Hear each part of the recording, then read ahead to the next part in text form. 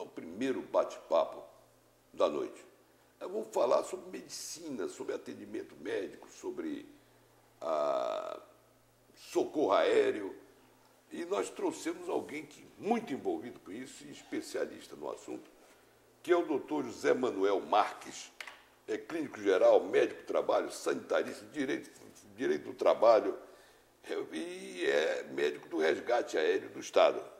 E nós vamos explorá-lo um pouco, porque eu tenho certeza que você é tão curioso quanto eu a respeito do assunto. Doutor Zé Manuel, seja bem-vindo. Boa noite, é um privilégio estar aqui contigo, podendo bater esse papo. Eu costumo dizer, nas minhas argumentações, que existem assuntos sexys, né? O resgate aéreo tem todo o apelo necessário. Ele é sexy, né? Ele engole todos os outros assuntos, porque a gente fica com uma curiosidade tremenda. Existem séries e séries na televisão Sim. sobre resgate aéreo. É aquilo mesmo, né? Não deixa de ser um pouco cinematográfico, né? Nós saímos daqui para ir buscar uma pessoa que está precisando, né? E realmente todo um aparato envolve isso. Nas cidades do primeiro mundo, nas capitais do primeiro mundo, o resgate aéreo é uma constante, ele é permanente. Há várias equipes, vários helicópteros, que não é o nosso caso. Não, no nosso caso só temos uma equipe né, diária para atender, pelo menos o Estado hoje, nós estamos atendendo. Mas atende o Estado todo? O Estado todo. Aí nós passamos por uma regulação estadual, onde existe um grupo de médicos onde recebe toda o pedido né, de resgate, é analisado e é repassado para a equipe do salva aéreo, para a equipe do grupamento do Corpo de Bombeiro e que nós fazemos parte também, os médicos da CESP. Nisso a gente recebe a missão de ir buscar o paciente naquela localidade e já é informado o que aconteceu com ele, qual é o estado dele, né? E o que a gente está esperando chegar lá, o que a gente está para atender. Eu tive a rara oportunidade de trabalhar muito perto com o salva aéreo, porque eu fui diretor de projeto Rondônia. Eu me lembro de um acidente do menino em São Sebastião da Boa Vista, que eu chamei Exército, Aeronáutica, Marinha, tudo misturado, e acabei voando num helicóptero do ENRA, Esquadrão Misto de Reconhecimento e Ataque, para ir buscar o menino em São Sebastião da Boa Vista, e eles são os Falcons, né? O uniforme é do Falcon, né? Aquele uniforme do Falcon que a gente vê na televisão. Não, o uniforme é aquele de macacão, né? Igual mesmo ao 92. Né? Nós ainda da CESP não temos um uniforme específico para atender, mas o pessoal já do Corpo de Bombeiro, né, o militar, ele já tem um uniforme específico. E é aquilo mesmo, nós temos que estar preparados. O povo confunde muito urgência com emergência. Vamos esclarecer de vez a diferença. A urgência, existe uma iminência no risco de vida. Tá? Está pequeno, está um fio para a morte. Certo. A emergência ainda pode ser assegurada, vamos dizer assim, um tiro você tem que fazer de imediato. Um apendicite é emergência, pode esperar. Tem 3, 4, 5 horas. Isso. Essas são as diferenças. Né? Certo. A urgência, existe uma iminência de risco de vida. Se você não fizer imediatamente, aquele paciente vem morrer. Hoje, as unidades aéreas de salvamento atendem mais urgência do que emergência, ou não?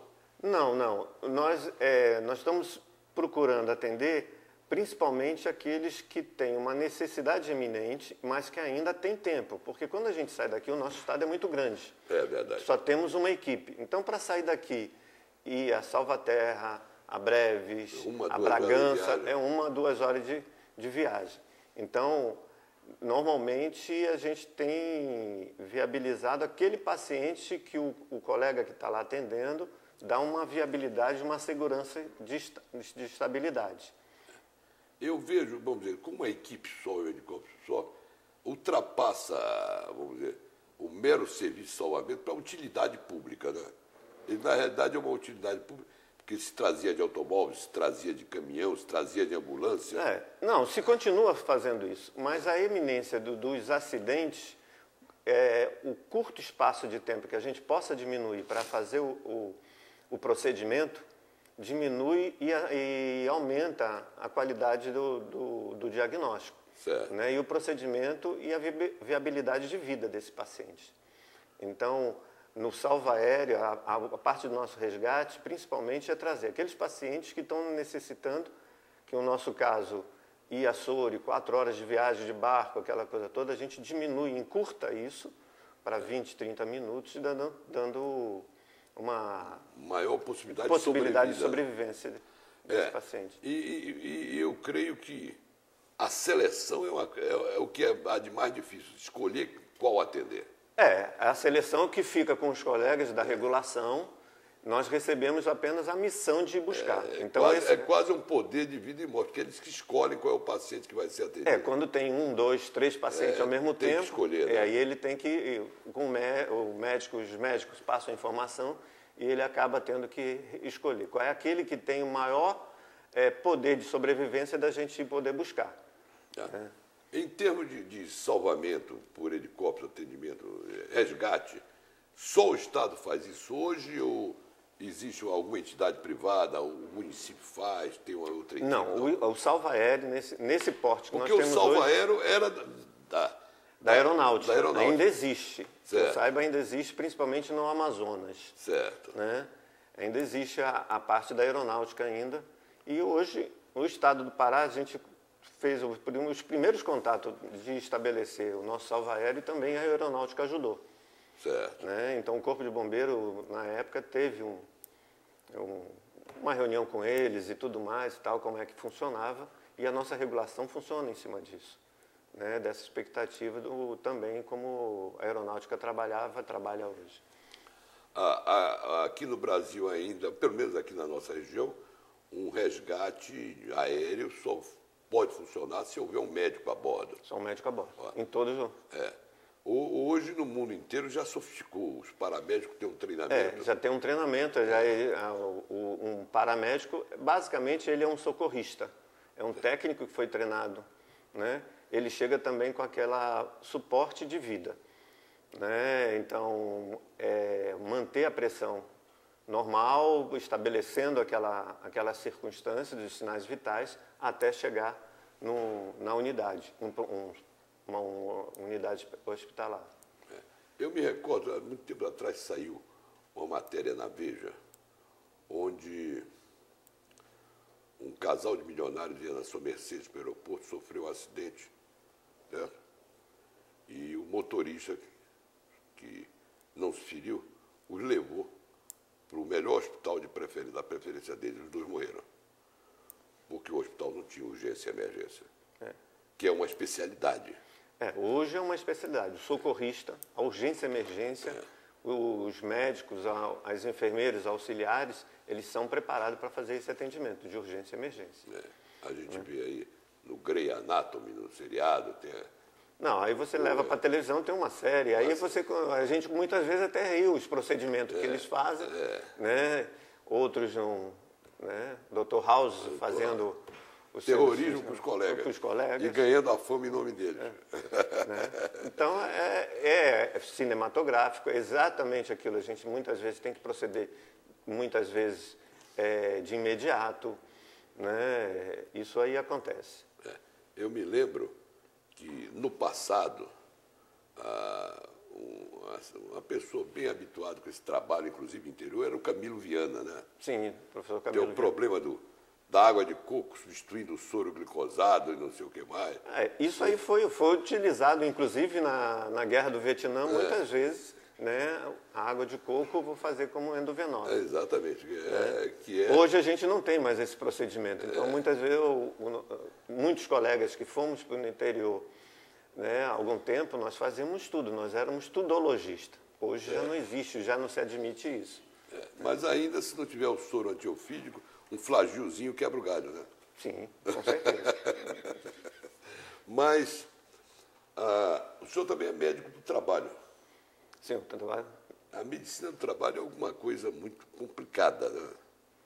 Não, que se a gente proceder com toda a prevenção. Acho que o médico do trabalho, né, ele trabalha naquela prevenção, na tentativa de não deixar acontecer. Certo. Né? As lesões, acidentes, isso acho que o médico tem que estar ali envolvido no dia a dia da empresa, do trabalhador, ele tem que estar ali. Tem muita gente que não entende a atividade de medicina do trabalho. O próprio trabalhador, às vezes, não entende. Hoje já sofisticou tanto a relação de saúde com o trabalho, que além do pré-admissional, você tem o o demissional, que é mais feito por sociólogo, essa coisa toda. E no meio do caminho está o médico que diz se está apto ou não está apto para a atividade que exerce. Por exemplo, o sujeito que é pedreiro azulejista, certo? Ele começa a fazer lesão nas articulações, ele teria que mudar de função dentro da empresa. Basicamente seria a readequação dele. Mudança de função. E que normalmente não acontece. Aí você diz assim, eu fui demitido por causa do médico. Não, o médico só diz se está apto ou não está apto. Onde o médico trabalha? Nas condições de trabalho e nos atos, né? Então, muitas vezes, o profissional faz atos inadequados e as condições de trabalho dele também. Então, o médico tem que estar em frente nas condições de trabalho e no ato, né, do profissional. E isso tem que ser adequado. Isso eu descobri da forma mais difícil jogando tênis.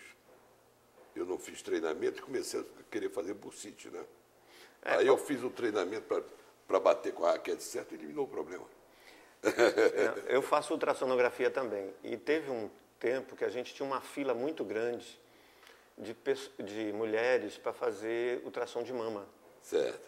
E a gente resolveu acabar com aquela fila.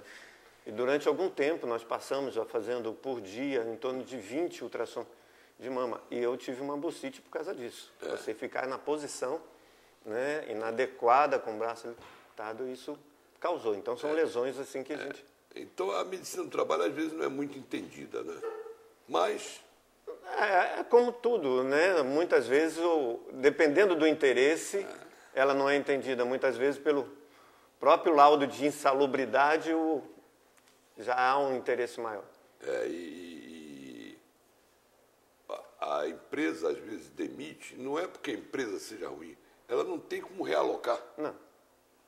Mas a construção civil é mais fácil, mas nas outras, no outro tipo de empresa, é mais complicado, porque você sai de pedreiro azulejista, ele pode continuar sendo pedreiro, mas não se abaixando. Ele tem uma atividade que envolve produto químico, ele tem alergia. Ele tem que afastar daquela empresa, não tem jeito.